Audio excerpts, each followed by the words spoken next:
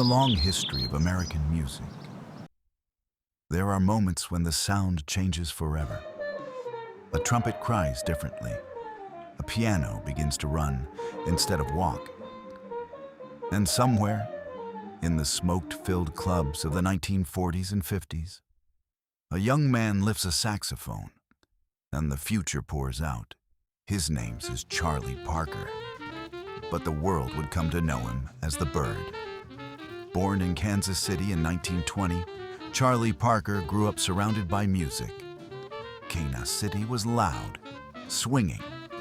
Count Basie, Lester Young were two of the many great jazz musicians staying there.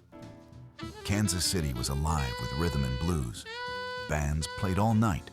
Improvisation was king. And as teenager, Parker listened, absorbing everything. But when he first stepped on stage, he failed, was booed badly. Musicians laughed. The drummer threw a cymbal at his feet, a sign of total humiliation, the kind that breaks some men. For Parker, like Barry Hobbs, it lit and became a fire. He practiced obsessively, hour after hour, day after day. Scales became lighting, chords changes became puzzles to solve. And somewhere along the way, Charlie Parker began hearing music that no one else could hear yet. Notes began moving faster, harmonies bending and twisting melodies, exploring into something new. And he became the master of rhythm. Something dynamic with that saxophone in his mouth, hands, something revolutionary. Charlie lived intensely and painfully, yet even in chaos, the music never stopped soaring. When Bird played, the saxophone seemed to defy gravity.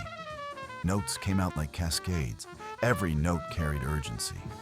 It was unpredictable, daring, restless, brilliant, with impossible speed and perfect logic. Every solo a conversation with the universe and truth.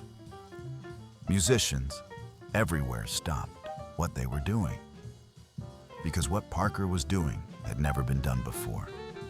The language Bird invented would reshape modern music. They still don't know what all he was playing till this day. Jazz forever was changed. From bebop to hip-hop. From bebop came modern jazz. From modern jazz came rhythm and blues, rock and roll, and the soul of the early TV shows. All of it carried echoes of the Bird. Because somewhere in the sound of America, you can still hear the daring freedom, the flight, the imaginative, the expressive, stylish vibrations of the Bird. Can't you hear him now? Charlie Parker, the Bird, is still flying.